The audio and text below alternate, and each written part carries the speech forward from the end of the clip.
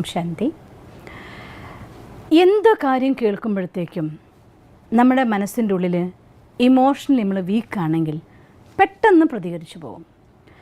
എന്തെങ്കിലും സാഹചര്യങ്ങൾ കൊണ്ടോ പ്രശ്നങ്ങൾ കൊണ്ടോ മനസ്സിനുള്ളൊരു ഇറിറ്റേഷൻ നടന്നുകൊണ്ടിരിക്കുന്നുണ്ടെങ്കിൽ എന്ത് കൊണ്ട് എന്നും ആരോട് എന്നതിനേക്കാൾ ഉപരി എൻ്റെ ഉള്ളിൽ നടക്കുന്നതായിരിക്കുന്ന ഇറിറ്റേഷൻ, വിഷമം, മൂഡ് ഓഫ്, സങ്കടം, ഏതെങ്കിലും ഒരു നെഗറ്റീവ് ഫീലിംഗ് എൻ്റെ മനസ്സിനുള്ളിൽ നിറഞ്ഞു നിൽക്കുന്നുണ്ടെങ്കിൽ കാര്യം വളരെ ചെറുതാണെങ്കിൽ പോലും പെട്ടെന്ന് നമ്മൾ റിയാക്ട് ചെയ്തു പോകും. ഇത്രയൊരു ചെറിയ കാര്യത്തിന് വേണ്ടി ഇങ്ങനൊരു റിയാക്ഷനോ എന്ന് മറ്റുള്ളവർ വിചാരിക്കും. ആ റിയാക്ഷൻ സ്വാഭാവികമായിട്ട് കേൾക്കുന്നവരുടെ മനസ്സിനുള്ളൊരു എഫക്റ്റ് ഉണ്ടാക്കും. ആ എഫക്റ്റ് എഗെയിൻ കുറച്ചും കൂടെ മോശമായിട്ട് രീതിയിലുള്ള പ്രതികരണം നമുക്ക് കിട്ടാൻ നിൽക്കും. അത് നമ്മളെ കുറേയും കൂടി ഇറിറ്റേറ്റഡ് ആക്കും, കുറേയും കൂടെ റിയാക്റ്റീവായി പെരുമാറും. ഇത് ഇവൻറ്റ് റിയാക്ഷൻ സൈക്കിൾ എന്ന് പറയും.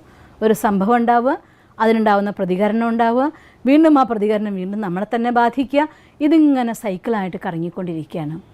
അതുകൊണ്ട് ജീവിതത്തിലെല്ലാം നല്ലത് സംഭവിക്കണം നമ്മൾ ആഗ്രഹിക്കുന്നുണ്ടെങ്കിൽ, ഒരു പക്ഷേ നമ്മളെ സംബന്ധിച്ചിടത്തോളം ആ കാര്യം തെറ്റാണ് എങ്കിൽ പോലും ചില മുഹൂർത്തങ്ങളിൽ, ചില സന്ദർഭങ്ങളിൽ അവരുടെ പെരുമാറ്റം അവരെ സംബന്ധിച്ചിടത്തോളം അത് ശരിയായിരിക്കാം.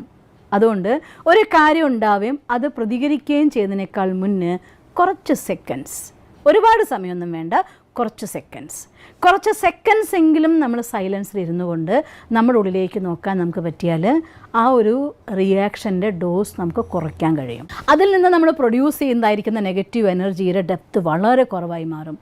കുറച്ചുകൂടെ കൂടുതൽ സമയം നിങ്ങൾക്ക് സൈലൻസ് ആയിട്ട് നിങ്ങൾക്ക് പ്രതികരിക്കാൻ പറ്റിയെങ്കിൽ റിയാക്ഷന് പകരം റെസ്പോൺസായി മാറും. എന്നുവെച്ചാൽ അർത്ഥം പ്രതികരണത്തിന് പകരം പ്രത്യുത്തരമായിട്ട് നമുക്ക് ഉത്തരം കൊടുക്കാനായിട്ട് സാധിക്കും. അങ്ങനെ സാഹചര്യങ്ങൾ എന്തെങ്കിലും വരുന്ന സമയത്ത് നമ്മുടെ ഇമോഷണലി, ഈ കലിയുഗമാണ്, ജീവിതങ്ങളാണ്, എവിടെ നോക്കിയാലും എല്ലാവരും കർമ്മനിരതരാണ്. പലപ്പോഴും പല കാര്യങ്ങൾ പോസിറ്റീവാവും, പല കാര്യങ്ങൾ നെഗറ്റീവാവും.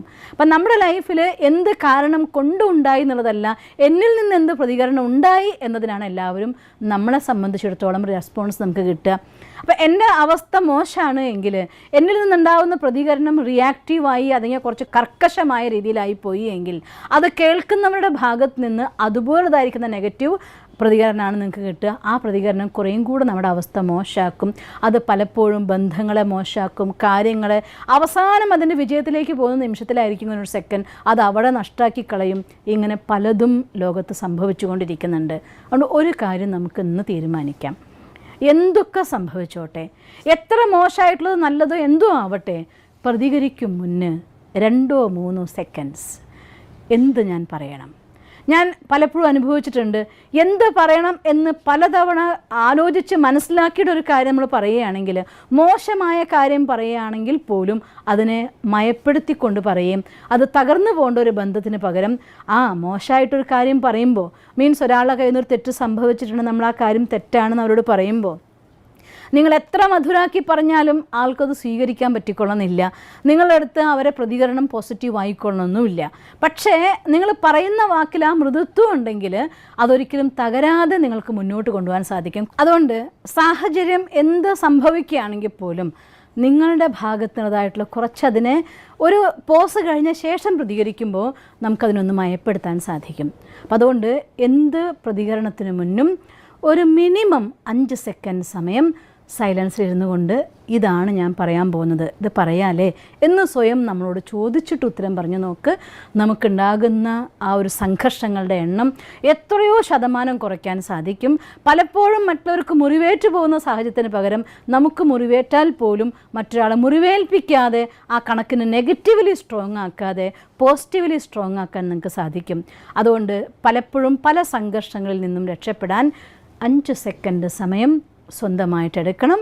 ആ രീതിയിലൊന്ന് അവനവനെ ശാന്തമാക്കാൻ പഠിപ്പിക്കണം. ആദ്യം പെട്ടെന്ന് സ്ട്രോങ് ആയിട്ട് നമുക്ക് വന്നേക്കാം, പക്ഷേ സ്ഥിരമായിട്ട് 5 സെക്കൻഡ് എന്ന് അവനവനെ 5 സെക്കൻഡ് കഴിയട്ടെ എന്ന് സ്വയം അവനവനെ ബോധ്യപ്പെടുത്താൻ തുടങ്ങിയാൽ ഇതും നമ്മുടെ സംസ്കാരത്തിൻ്റെ ഭാഗമാവും.